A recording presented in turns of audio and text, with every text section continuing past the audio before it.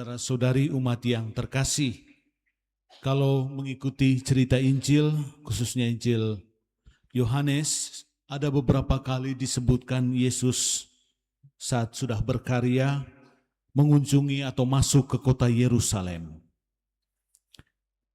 Yesus pergi ke Yerusalem pernah untuk perayaan Paskah pada awal pelayanannya, di mana ia menyucikan bait Allah untuk kali pertama.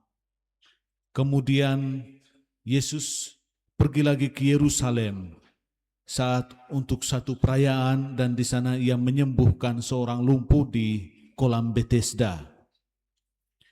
Lalu disebutkan lagi pada hari raya Pondok Daun, Yesus pergi ke Yerusalem. Kali ini diam-diam karena orang-orang Yahudi sudah mengejar dia.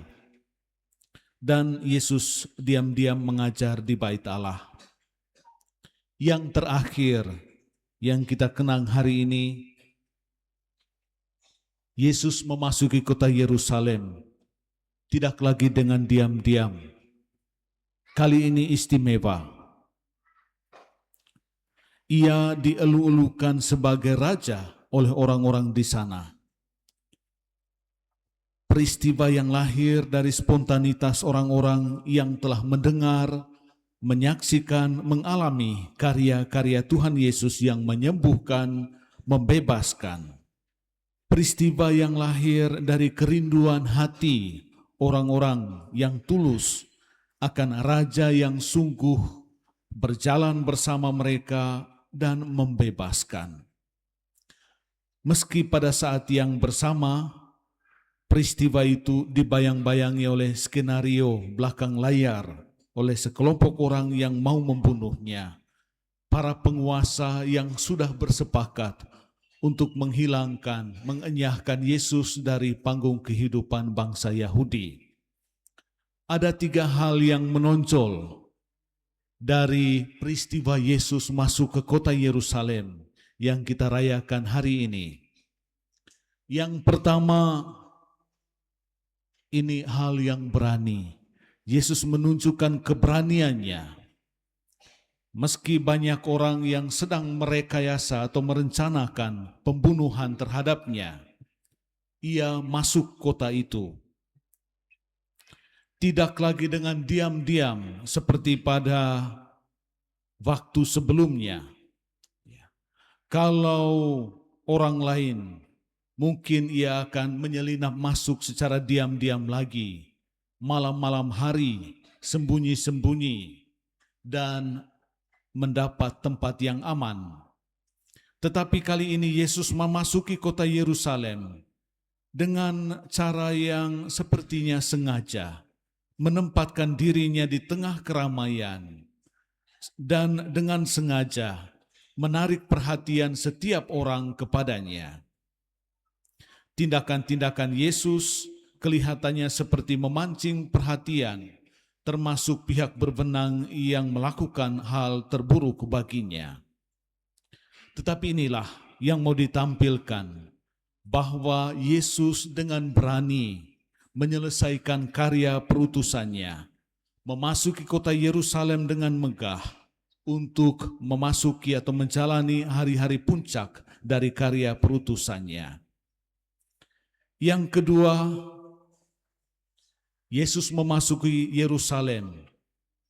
Kalau kita ikuti cerita-cerita kitab suci, dalam peristiwa ini dia menyatakan siapa dirinya.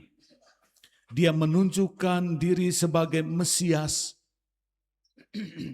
yang diurapi Allah. Dia menunjukkan dirinya sebagai pembersih bait suci. Ia tidak berhenti pada apa yang orang katakan ia nabi, tetapi ia menempatkan diri pada posisi yang paling tinggi, yaitu Tuhan Allah. Manusia harus mengakui dia sebagai raja atau sama sekali tidak menerima dia. Yesus menyatakan dirinya sebagai Mesias yang diurapi, yang diutus Allah, dan kita dipanggil untuk menerima Dia sebagai Sang Raja dalam kehidupan. Saudara-saudari terkasih, yang terakhir, yang ketiga, Yesus menampilkan diri sebagai yang tinggi, tetapi menunjukkan daya tariknya yang akrab dan dekat. Bukan kekuasaan takhta yang ia nyatakan, melainkan kekuasaan hati. Ia datang dengan rendah hati dan menunggang seekor keledai. Di negeri-negeri barat, keledai adalah binatang yang direndahkan, hewan untuk bekerja. Tetapi di tempat lain, keledai bisa menjadi binatang yang mulia. Seringkali seorang raja datang menunggangi keledai, dan itu adalah tanda ia datang dalam damai.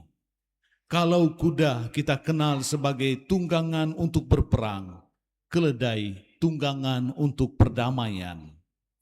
Ketika Yesus dinyatakan sebagai raja, ia adalah raja perdamaian. Ia datang bukan untuk menghancurkan, tetapi untuk mengasihi. Bukan untuk menghukum, tetapi untuk menolong. Bukan dengan kekuatan senjata, tetapi dengan kekuatan kasih.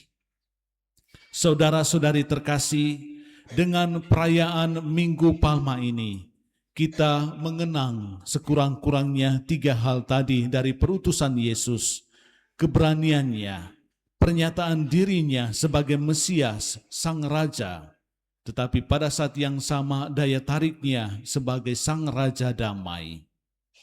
Ini adalah panggilan bagi setiap kita untuk membuka hati, bukan pintu istana, tetapi pintu hati kita bagi Dia Sang Raja Damai. Perayaan hari ini juga sekaligus mengajak kita untuk masuk ke dalam misteri Paskah, sengsara, wafat, dan kebangkitan Tuhan.